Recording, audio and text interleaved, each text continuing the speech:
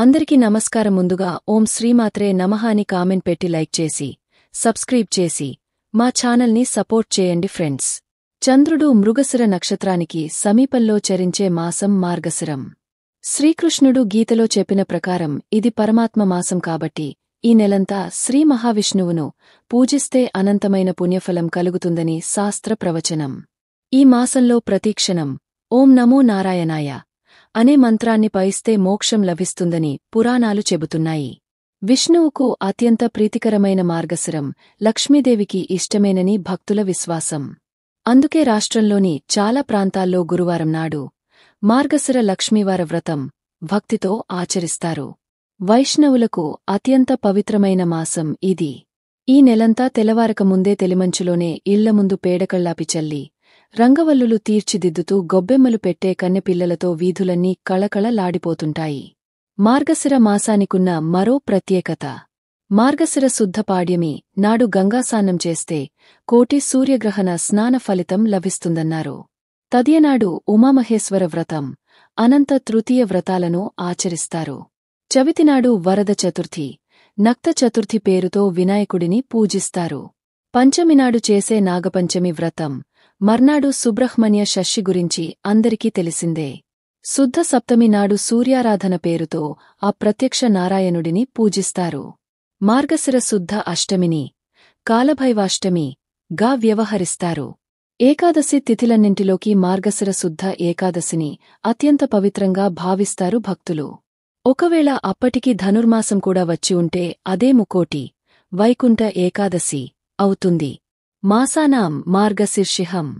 మార్గశిరమాసం అన్ని మాసాల్లోకెల్లా శీర్షం అంటే శిరస్సు వంటిది.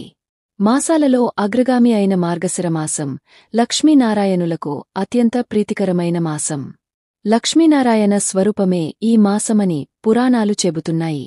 మార్గశిర మాసంలో లక్ష్మీదేవికి ప్రత్యేక పూజలు చేస్తారు. మార్గశిర మాసంలో వచ్చే గురువారాలు చాలా శక్తివంతమైనవి. ఎందుకంటే మార్గశిర మాసంలో వచ్చే గురువారాలను లక్ష్మీవారాలుగా జరుపుకుంటారు. డిసెంబరు 2 నుంచి మార్గశిర మాసం ప్రారంభమయ్యింది. ఈ నెలలో వచ్చే గురువారాల్లో మహాలక్ష్మిని పూజిస్తే అప్పుల బాధలు తొలగిపోయి సిరిసంపదలు కలుగుతాయని పురాణాల్లో వివరించబడింది. సాధారణంగా శుక్రవారం రోజున లక్ష్మీ పూజలు చేస్తూ ఉంటారు. అయితే మార్గశిర మాసంలో వచ్చే గురువారాలకు అత్యంత ప్రాధాన్యత ఉంటుంది.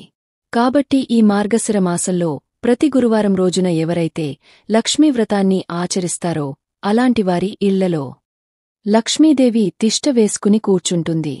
జీవితాంతం డబ్బు కష్టాలు లేకుండా విపరీతమైన ధన లాభం కలుగుతుంది. అంతటి శక్తి లక్ష్మీవారాలకు ఉంటుంది. కాబట్టి మార్గశిర మాసంలో వచ్చే గురువారాల్లో మొదటి గురువారం లక్ష్మీదేవిని ఎలా పూజించాలి, ఏ నైవేద్యాన్ని సమర్పించాలి, పాటించాల్సిన నియమాలు ఏంటో ఈ వీడియోలో తెలుసుకుందాం.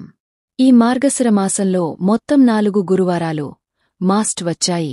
ఈ 4 గురువారాల్లో లక్ష్మీవ్రతాన్ని ఆచరించే స్త్రీలకు దీర్ఘ సుమంగళి ప్రాప్తి వరిస్తుంది. అలాగే భర్త సంపద విపరీతంగా పెరుగుతుంది. మీ ఇంటి ఆదాయం పెరిగి మీరు ధనవంతులు అయ్యే అవకాశముంటుంది.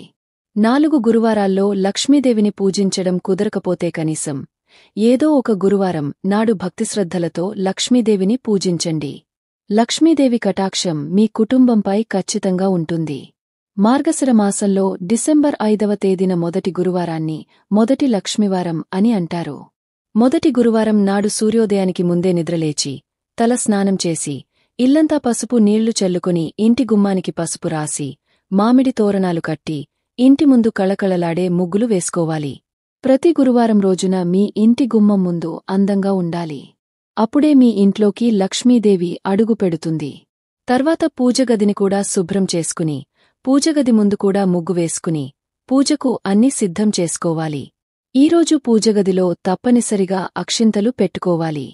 తులసి శ్రీమహాలక్ష్మి స్వరూపణ కాబట్టి మొదట తులసి కోటకు నీటిని సమర్పించి తులసికి పసుపు కుంకుమ సమర్పించి తులసి కోట వద్ద దీపం వెలిగించి తులసిని పూజించి 5 ప్రదక్షిణలు చేయాలి. ఈ మార్గశిర మాసంలో కుదిరితే ప్రతిరోజూ తులసి కోట వద్ద దీపాన్ని వెలిగించండి. లేదంటే కనీసం లక్ష్మీవారాల్లో అయినా ప్రత్యేకంగా తులసి పూజ చేసుకోండి. శ్రీ మహాలక్ష్మి స్వరూపమైన తులసి ఉన్న ఇంట్లో ఎటువంటి కష్టాలు లేకుండా ఆ తులసమ్మ మీ ఇంటిని రక్షిస్తూ ఉంటుంది. అలాగే కుదిరితే ఈ మార్గశిర మాసంలో ఒక చిన్న తాబేలు విగ్రహాన్ని తెచ్చుకొని మీ పూజగదిలో పెట్టుకుని ప్రతిరోజూ పూజించండి, లేదా కనీసం లక్ష్మీవారంలో అయినా పూజించండి. తాబేలు అంటేనే విష్ణు స్వరూపం. విష్ణుదేవుడు ఎక్కడ ఉంటాడో అక్కడ లక్ష్మీదేవి తాండవిస్తుంది. కాబట్టి మీరు చేసే పూజలకు లక్ష్మీదేవి సంతోషించాలంటే ఒక చిన్న తాబేలు విగ్రహాన్ని పూజగదిలో పెట్టుకోండి. అన్నిటికన్నా ముఖ్యంగా ఈ మార్గశిర మాసంలో ఒక లక్ష్మీదేవి విగ్రహాన్ని కాని, లక్ష్మీదేవి చిత్రపటాన్ని కాని తెచ్చుకుని పూజగదిలో పెట్టుకుంటే మీ ఇల్లంతా ఐశ్వర్యంతో నిండిపోతుంది. ఈ మార్గశిర మాసంలో ఎవరైతే లక్ష్మీదేవి విగ్రహాన్ని తెచ్చుకుంటారో అలాంటి ఇళ్లలో ఖచ్చితంగా లక్ష్మీదేవి తిరుగుతూ ఉంటుంది. ఇంట్లో ఎలాంటి డబ్బు కష్టాలు లేకుండా కుటుంబమంతా సుఖసంతోషాలతో జీవిస్తారు. ఇక లక్ష్మీ పూజను ప్రారంభించే ముందు తొలి పూజ గణపతికి చేయాలి. ఒక పసుపు గణపతిని తయారుచేసి లక్ష్మీదేవి పటం ముందు పసుపు గణపతిని ప్రతిష్ఠించి గణపతి మీద పసుపు కుంకుమలు వేసి గణపతికి పుష్పాలు సమర్పించాలి. గణపతికి ధూపదీప నైవేద్యాన్ని సమర్పించి గణపతి పూజ పూర్తి చేసిన తర్వాత లక్ష్మీదేవి పటాన్ని గులాబీ పూలతో అలంకరించాలి. ఎర్ర గులాబీ పూలు అంటే లక్ష్మీదేవికి చాలా ఇష్టమైన పూలు. కాబట్టి ఎర్ర గులాబీలతో లక్ష్మీదేవిని పూజిస్తే డబ్బు కష్టాలన్నీ తొలగిపోతాయి. ఇలా అమ్మవారిని అలంకరించుకొని లక్ష్మీదేవి పటం ముందు దీపారాధన చేయాలి. అన్ని దీపాల కంటే పిండి దీపం చాలా శ్రేష్టమైనది. లక్ష్మీ పూజలో పిండి దీపాలు వెలిగిస్తే అంతులేని ఐశ్వర్యం కలుగుతుంది. కాబట్టి బియ్యం పిండితో పిండి ప్రమిదలు చేసుకుని దీపానికి గంధము, కుంకుమ బొట్లు పెట్టి పిండి ప్రమిదలో ఆవునెయ్యి కాని, నువ్వుల నూనె కాని పోసి 5 వత్తులతో దీపం వెలిగించాలి. ఇలా పిండి దీపం వెలిగించిన తర్వాత ముందుగా దీపానికి నమస్కారం చేసుకోవాలి. మొదటివారం పూజలో నైవేద్యంగా పులగాన్ని సమర్పించాలని పండితులు చెబుతున్నారు. కాబట్టి మొదటి గురువారం లక్ష్మీ పూజ చేసేవారు అమ్మవారికి పులగాన్ని నైవేద్యంగా సమర్పించాలి. రెండవ గురువారం లక్ష్మీ పూజ చేసుకునేవారు అట్లను అమ్మవారికి నైవేద్యంగా సమర్పించాలి. ఇక మూడవ వారం లక్ష్మీ పూజలో పరమాన్నం నైవేద్యంగా సమర్పించాలి. ఇక నాలుగవ గురువారం అంటే ఆఖరు లక్ష్మీవారం అమ్మవారికి నైవేద్యంగా పులిహోరను, గారెలను సమర్పించాలి. ఇలా అమ్మవారికి ప్రీతికరమైన నైవేద్యం సమర్పించి ధూపదీప నైవేద్యాలతో అమ్మవారిని పూజించాలి. చివరిగా లక్ష్మీదేవికి హారతి ఇచ్చి లక్ష్మీదేవికి నమస్కారం చేసుకుని 5 ప్రదక్షిణాలు చేసి తలపైన అక్షింతలు వేసుకుని పూజను ముగించుకోవాలి. ఈ గురువారాల్లో అమ్మవారిని పూజించేవారు శ్రీ మహాలక్ష్మి అష్టోత్తరం లేదా కనకధార స్తోత్రం జపిస్తే విశేషమైన ఫలితాలు కలుగుతాయి. ఇలా 4 గురువారాలు లక్ష్మీదేవిని పూజించి ఆఖరువారం మాకు కుదరదు అనుకుంటే మీకు కుదిరిన ఏదో ఒక లక్ష్మీవారం 5 ముత్తైదువులను ఇంటికి ఆహ్వానించి తాంబూలం సమర్పించి వారి ఆశీర్వాదం తీసుకోవాలి. ఈ మార్గశిర మాసంలో లక్ష్మీదేవిని పూజించే భక్తులు గురువారాల్లో అత్యంత శుచిగా ఉండాలి. గురువారం రోజున తలకు నూనె రాయకూడదు. అలాగే తల దువ్వుకోవడం, జుట్టుకు చిక్కులు తీసుకోవడం చేయకూడదు. తలకు ముడివేసుకుని ఉండాలి. అలాగే మధ్యాహ్నం సమయంలో అస్సలు నిద్రపోరాదు. మీ జీవితంలో ఉన్న కష్టాలన్నీ త్వరగా తొలగిపోవాలంటే ఈ మార్గశిర మాసంలో కనీసం ఒక్కసారైనా సరే నదీ స్నానానికి వెళ్లాలి. నదీ స్నానం చేయలేనివారు స్నానం చేసే నీటిలో కొంచెం గంగాజలం వేసుకుని స్నానం చేస్తే మీ జీవితంలో ఉన్న కష్టాలన్నీ తొలగిపోతాయి. ముఖ్యంగా ఈ మార్గశిర మాసంలో ప్రతిరోజు ఉదయం స్నానం చేసిన తర్వాత ఓం నమో భగవతే వాసుదేవాయ నమః అనే మంత్రాన్ని 3 సార్లు జపిస్తే జాతక దోషాలన్నీ తొలగిపోయి సుఖవంతమైన జీవితం లభిస్తుంది. లక్ష్మీనారాయణకి శ్రీకరమైన ఈ మార్గశిర మాసంలో గురువారం చేసే లక్ష్మీ పూజకు చాలా విశిష్టత ఉంటుంది.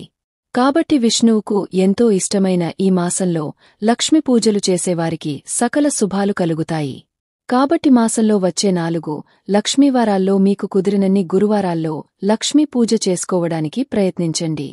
ఈ మార్గశిర మాసంలో లక్ష్మీ పూజలు చేసిన వారికి అప్పుల సమస్యలు, ఆర్థిక సమస్యలు తొలగి లక్ష్మీదేవి అనుగ్రహముతో వారి ఇంటికి సకల శుభాలు, సకల సంపదలు చేకూరుతాయి.